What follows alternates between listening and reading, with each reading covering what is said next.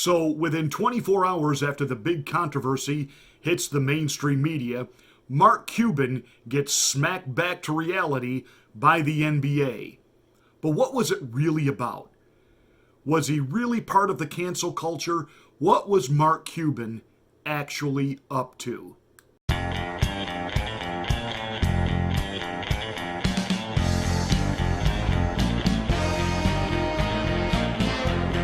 Let me just say at the outset of this monologue, this rant for the day, no, I am not going to dignify that circus, that nightmare, that sham of an unconstitutional impeachment process. What the Democrats are in the process of doing is beyond the pale. You have Hillary Rotham Clinton out there saying that any Republican who does not vote to convict Donald Trump is basically a criminal. Okay, so we haven't even had, quote, the trial. All of the evidence has not yet been presented, but Hillary Rotham Clinton is ready to bring the gavel down and declare guilt or innocence. And again, to be lectured to by a criminal like Hillary Clinton. The Clintons, too many people in their past have, shall we say, met with very strange ends to their lives. Not to mention the terror that she has inflicted on literally dozens and dozens of women who came forward who should be considered Me Too women. And Hillary absolutely destroyed their lives for coming forward talking about the sexcapades of Bill and his never-ending urge to be with any female other than the one he was married to. Not to mention the fact that they use the Clinton Foundation as their own personal ATM machine. And you talk about quid pro quo, you talk about pay to play, you talk about buying and paying for access. Yeah, she is without a doubt a criminal. The lock her up mantra still fits to this day, so I'm certainly not going to listen to her lecture me about criminality. That would be like listening to Adolf Hitler lecture us on what's the best way to go about maintaining stable, peaceful negotiation and talks with Jews. Yeah, exactly. Not going to be lectured to by the likes of Hillary Rotham Clinton. But then you look at the cast of Democrats coming forward to bring their charges against Donald Trump. Eric Swalwell? Are you kidding me? This guy, literally, caught with a Chinese spy.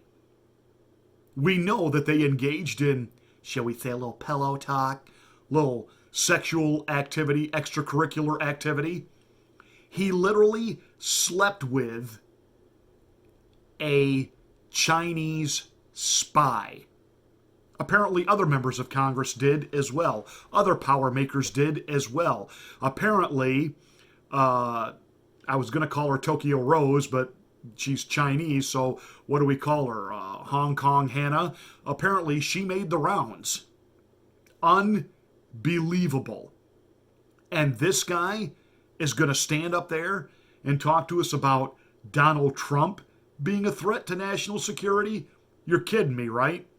You have Swalwell, you have Dianne Feinstein, who actually had a Chinese spy in her employ, in her inner circle, for nearly 30 years.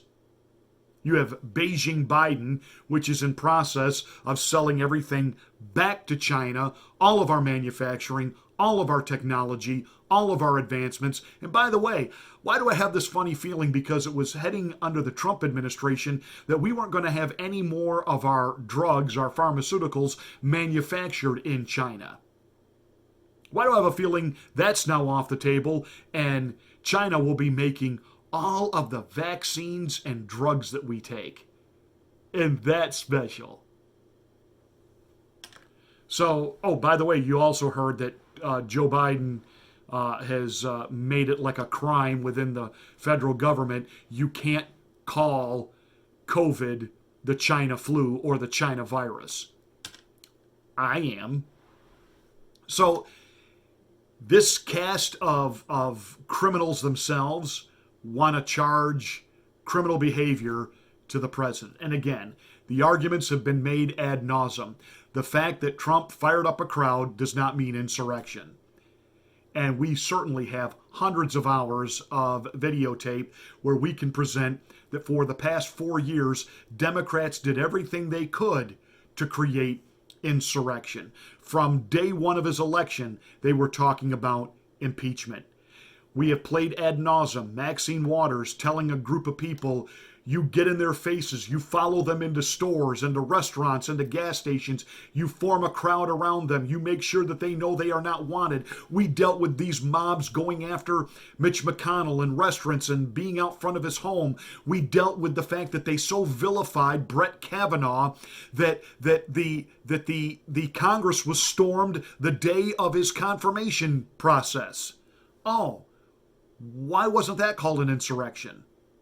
Why wasn't that outed as being a threat to national security? And why weren't any of those people called domestic terrorists?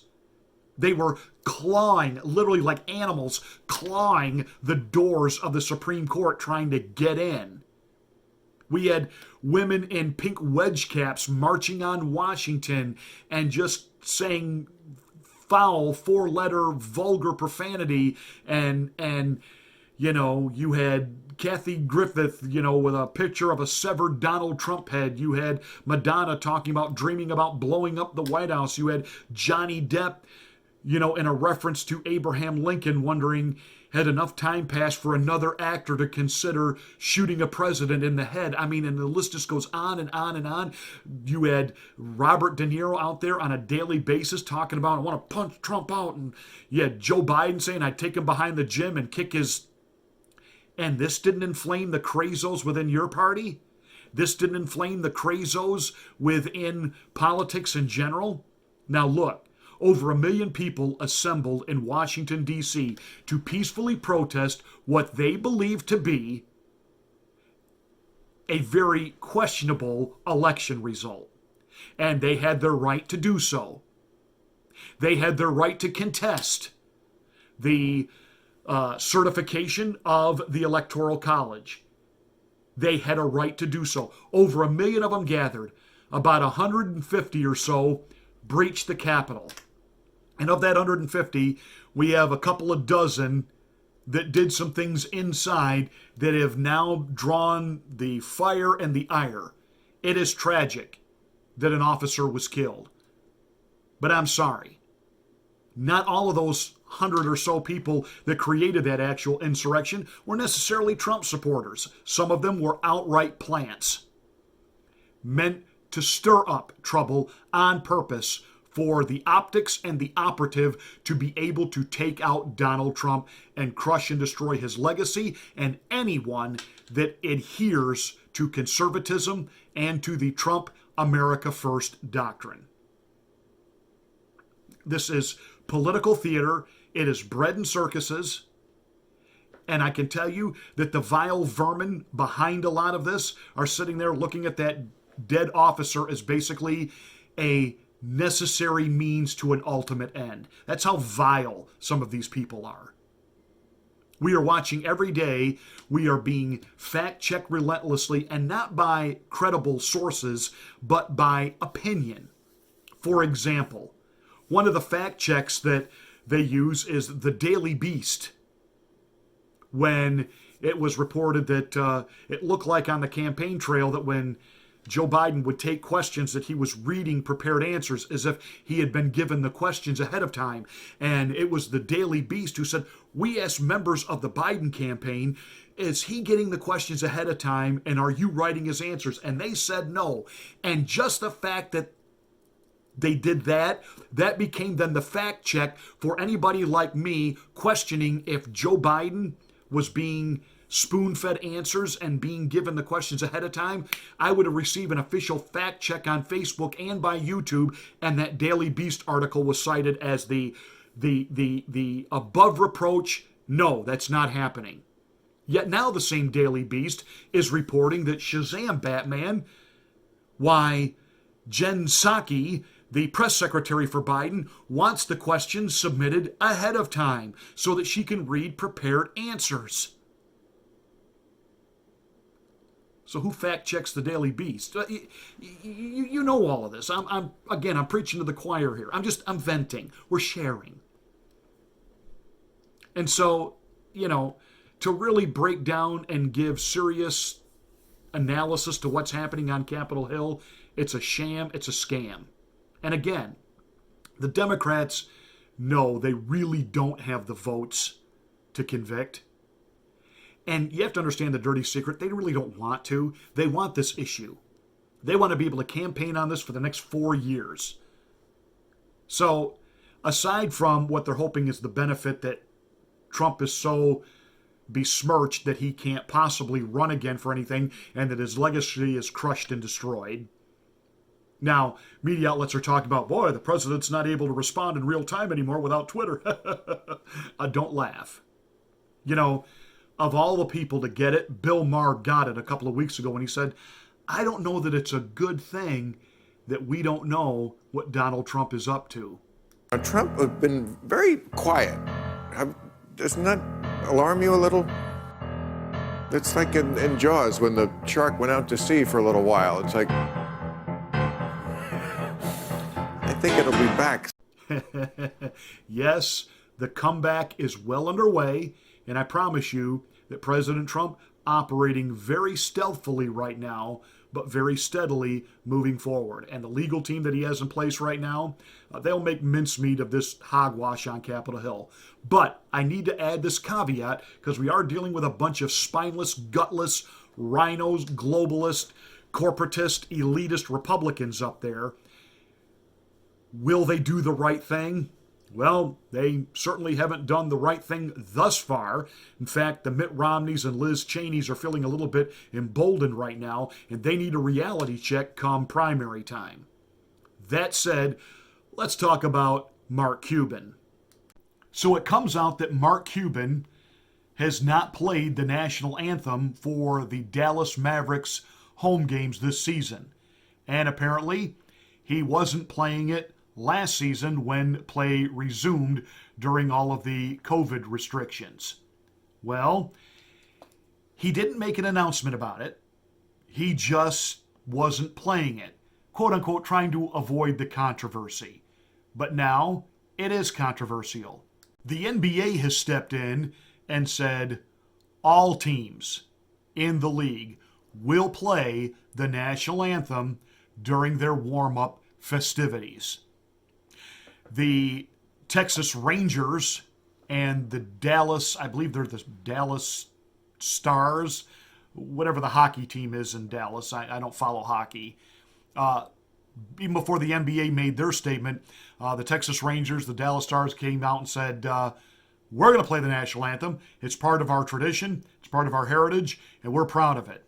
And I said yesterday regarding this whole issue, I am so sick and tired of these billionaires, these millionaires who live in what used to be the freest, greatest country on the planet where you could come from nothing and become something. Because despite what all the liberals and the socialists try to depict about the so-called working class, that the only thing that they do to the working class is really piss on them, walk on them, and use them as campaign rhetoric. They don't really do anything for the working class. Ask Bernie Sanders how many of the working class does he actually, have in his orb, in his sphere of close, personal, intimate friends. Same thing with Bucktooth AOC. These lying socialists. Ilhan Omar, who basically used all of her campaign funds to fund her hubby, which means indirectly then fund her. Isn't it nice to know you're giving to Ilhan Omar to pay for her campaign, and she's using it, to live in luxury and, have really expensive tastes about things. But they're for you. They're for the working class. Bull hawk. It's the same thing when communism took over Russia. They were going to make things equal for everybody. No, the Communist Party leaders just moved into the palaces of the czars, but nothing changed, and the peasants stayed peasants and continued to pay taxes under an oppressive regime and lost their lives if they spoke out for freedom. That's how authoritarianism works. And so here you have Mark Cuban, who becomes a millionaire, a billionaire, and then literally defecates on the flag that gave him that opportunity. That is unconscionable to me. But I'm going to tell you why he did it. He wants to run for president. I'll just cut right to the chase. He wants to run for president. And he was thinking, and he's one of these guys, he's your typical chameleon ilk eel. See, I have more respect for an AOC than I do a Mark Cuban. And that doesn't mean that I agree with AOC or that I like her policies or her politics. But I have more respect for an AOC who will come out and tell you where she stands and what she wants to do than I do somebody, because a Mark Cuban, he's on Shark Tank and he wants to give you this appearance that on some things he's like a libertarian conservative, and on social type things he's kind of like, a hip, with it, culturally sensitive liberal. No, what he is he wants to walk the middle of the road and make money off both groups. And he sees this opportunity, or what he thought was an opportunity, to maybe run as this centrist, middle-of-the-road guy who could have a message that on some level would appeal to Trump-type conservatives and on another level appeal to liberals, but draw everybody to the middle. So he was going to make an issue about the national anthem, but he wasn't ready to do it yet. He was doing it unannounced. He was, quote unquote, not going to make a thing about it. He had his ear in tune with the community and trying to be sensitive to the community and yeah, blah, blah, blah. You got caught. But I can tell you that when it came time to start gearing up for the 2024 presidential election cycle, he was going to wear it as a badge of honor that he did away with controversy by doing away with the national anthem and not embroiling that type of hate and divisiveness at his basketball games. Well, Shazam, Batman, the national anthem is not an anthem of hate. It's the rally cry for freedom. It is the celebration for freedom. And yes, we understand history enough to know that we do know that initially black people were not treated equally in this nation. And that is a stain on our history. But we have worked very hard to correct that. And here's what some of you who are in the NBA and you liberals that are, wanting sports to be woke and be, we have to have this message ramrodded to us by painting it on the floor of the gym and hanging it over the backboards about, evil, vile, ugly white people. You know what you're ultimately going to do if you get your way? You're not going to like this. You're going to brand me a racist, but I need you to hear me out. Listen to everything that I'm about to say in context. You are about to create a return to the Negro Leagues. The Negro Leagues of baseball. Phenomenal athletes who should have been allowed to compete at the major league level. Unfortunately, they were not. So, a league was created for black baseball players. And you know who attended it? Black fans. You know who covered it? Black sports writers. White people didn't go to black baseball games. They didn't read about it in the newspapers. And really, to be quite frank with you, didn't care about it because they didn't really know about it. You know what white people did know about black baseball? The owners, who made money off the black talent. And that's exactly what you're trying to do to the NBA. See, while you're being culturally woke and you got LeBron James out there talking about, I can't breathe and Black Lives Matter, and you're going to make the NBA to the point where all you're going to do is constantly in interviews and with the ESPN commentary before and after games, you're going to get it to where no one who isn't black will watch it. And then you're the Negro Leagues again. So you're not advancing anything forward. What you don't understand is in your visceral hatred, you're taking everything backwards. In your cancel culture and your erase everything that you don't agree with, you're not moving forward, you're going backwards. Those who do not learn from history are doomed to repeat it. So if you erase the history, there's nothing from which to learn, and you will ultimately end up back where you didn't want to be. So the NBA will become what?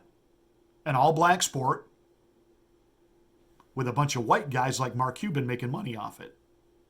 Well, you know what I mean.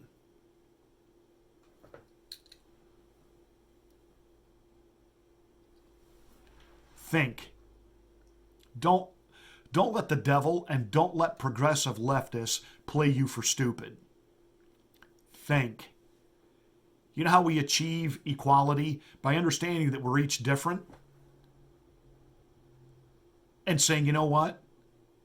We're going to figure this out and we're going to move forward together. We don't want there to be injustice suffered by anybody. But the way one group overcomes injustice is not to then inflict injustice on the group that they think was holding them back for centuries.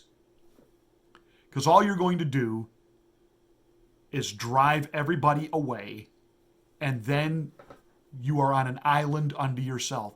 And can I share another really way out wild tidbit of information? Some real history you might want to dig into. The ultimate racist in this country are the left. Oh yeah. Oh yeah. The Democrats created the KKK in the South to deal with the black problem. The Democrats, the liberals who love to talk about Planned Parenthood and the right to abortion and a woman's right, etc., etc., etc. Margaret Sanger referred to black people as human weeds which needed to be exterminated. She is the founder of Planned Parenthood. You ever wonder why so many abortion clinics are located in such relative ease and proximity to minority neighborhoods and communities?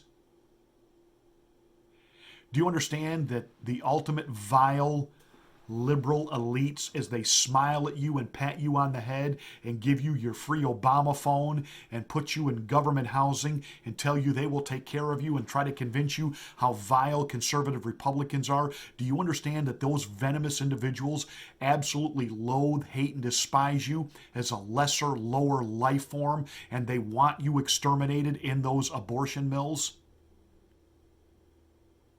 They want you to self-destruct in neighborhoods that are overridden with crime and drugs. And so to make things better for you so that you no longer feel oppressed, why they even support defunding the police. When the police do get defunded and major municipalities have to lay off throngs of police officers, what neighborhoods do you think are going to suffer the most? Do you think the upper middle class, rich neighborhoods are going to be without police protection? No, of course they're going to have it. It'll be the poor, black neighborhoods that won't have it. Crime will run rampant because, in the end, there's an ilk in this country that wants you to kill yourselves off. And yet they pretend to be you. They wear your BLM t-shirts. They march in the streets with you. They were the ones doing the looting and the burning and the destroying and the stealing over a legitimate injustice to a man. They turned it into a race riot with a whole bunch of spoiled brat punk white kids out there leading the charge. Because the powers that be behind it all that funded it, in the end, you don't live in their neighborhoods. You don't ever get to really rub shoulders with them or know who they are, because you have to understand that in their vile Darwinist evolutionist mind, you are a lower, undeveloped form of the human species. You are not part of survival of the fittest. They want nothing to do with you. You are inferior. But what they have learned to do is rather than come out in the open and stand against you, they pretend to support you. They pretend to give in to your cause. All the while behind the scenes, pulling the strings that get you to self-destruct.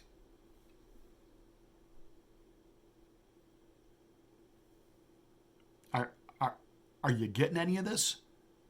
Is this sinking in just a little bit? The Word of God says, my people perish for lack of knowledge. Well, you've been given some knowledge. What are you going to do with it now? That's it for this rant. Can't wait to read the comments on this one. Hey, make sure you give us a thumbs up and a like, smack the bell, click the word all to get notification of my next rant, and check us out on Rumble.